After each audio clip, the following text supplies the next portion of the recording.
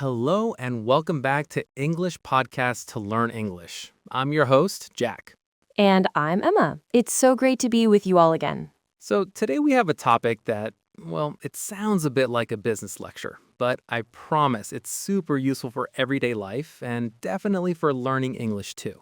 Right, we're talking about two words that sound similar and are, often confused. Efficiency and effectiveness. Exactly. Efficiency and effectiveness. It's a real game changer when you understand the difference. I mean, you can be incredibly busy, doing a million things, but are you actually getting the right things done? Ooh, that's the big question, isn't it? It's not about doing more things, but about doing the things that actually matter. So stick around as we break it all down. Okay, so let's start with the basics. Jack, when you hear the word efficiency, what's the first thing that comes to mind? Efficiency. For me, it's about speed. It's about doing something, well, doing it right, without wasting time or energy. Like a factory that makes 100 cars an hour is more efficient than one that only makes 10.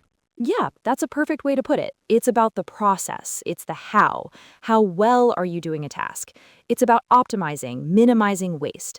If you can type 100 words per minute, you're a very efficient typist. Right, doing things right. So that's efficiency. But then what about effectiveness? How is that different? Well, if efficiency is about doing things right, then effectiveness is about doing the right things. Doing the right things. Exactly. It's not about the how, it's about the what. Are you working on the tasks that will actually help you achieve your goal? It's about the outcome, the result.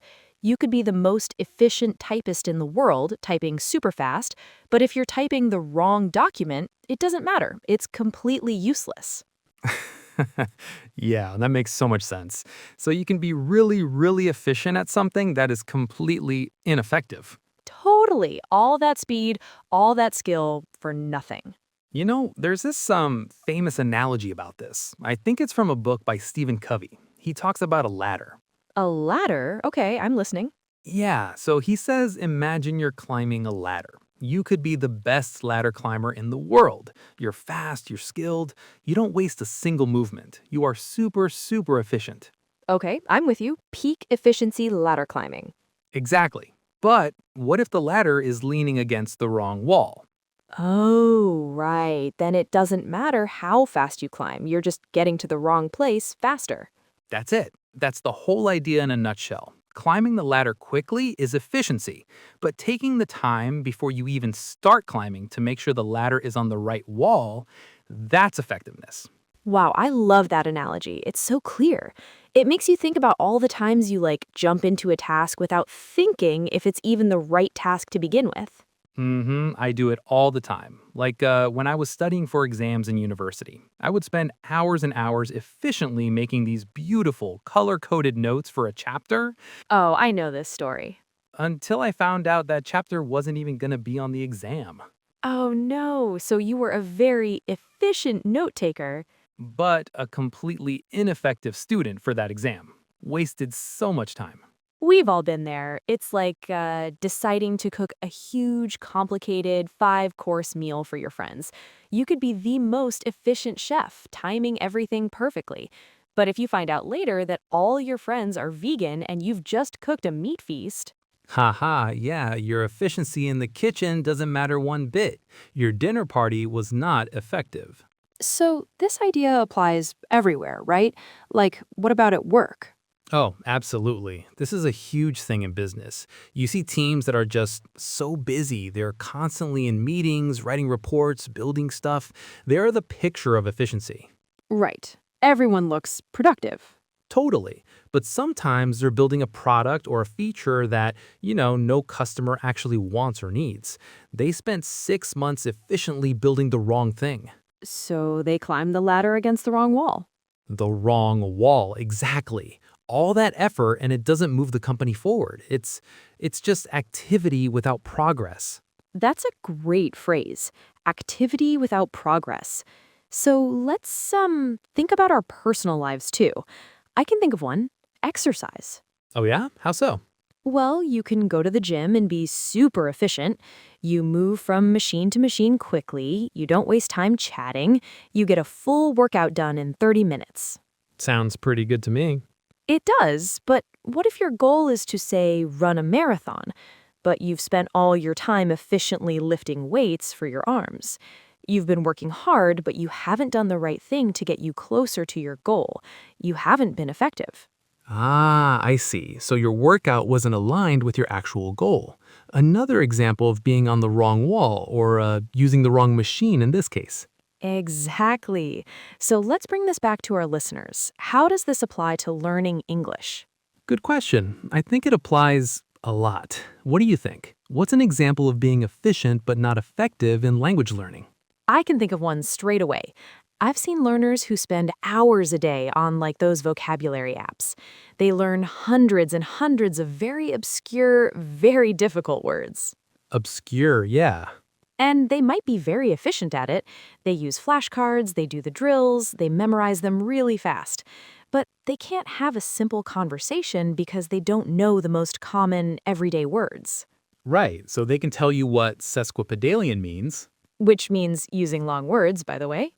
Of course it does. They can tell you that, but they might struggle to order a coffee. Exactly.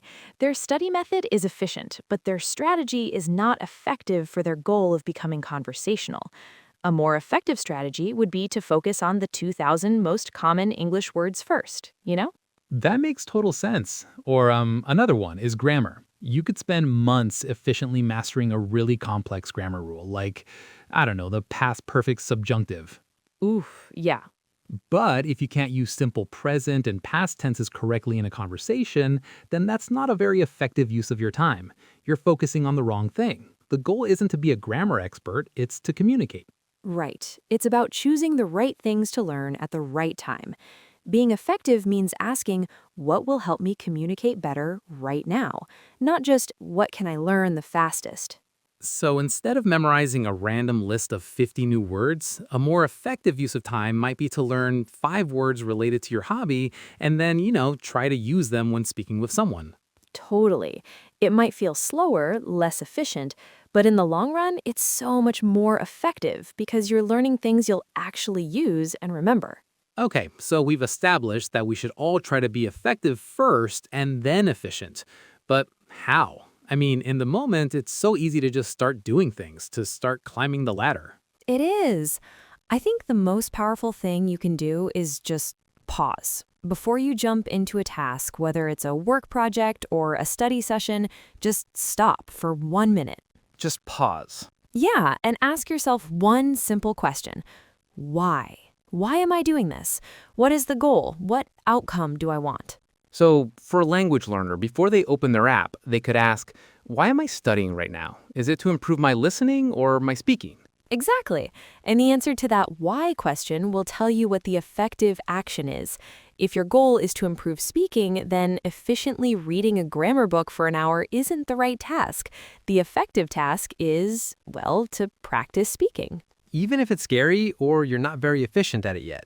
Right. Effectiveness over comfort sometimes. I think another big one, and this is hard, is learning to say no. Ooh, yeah, that's a tough one. It is, but being effective means protecting your time for what matters. Saying no to the wrong things helps you say yes to the right things. It's about being strategic with your time. That's a great point. It reminds me of the 80-20 rule. The idea that 80% of your results come from just 20% of your efforts. The Pareto principle. Being effective is about identifying that 20%. What are the few key tasks that will give you the most progress? For English learners, that's probably stuff like speaking practice and listening to native speakers, not memorizing every single grammar rule in the book. Totally. Focus on the 20% that matters. That's being effective. And then, once you know you're working on the right things, you can figure out how to do them efficiently. Effectiveness first, efficiency second. Put the ladder on the right wall, then worry about climbing it fast. This whole conversation makes me think of something like planning a vacation. It's a perfect real-world example of this entire concept. The goal isn't just to book a trip, it's to have a great experience. I think that's the perfect summary. So, the big takeaway for everyone listening today is to stop and think before you act. Are you just being busy or are you being effective? Are you climbing the ladder fast, or are you making sure it's against the right wall? A huge thank you to everyone for tuning in to this episode of English Podcasts to Learn English. We hope this gives you something to think about. Maybe this week, just notice one area where you can be a little less efficient and a little more effective. Join us next time. Until then, take care.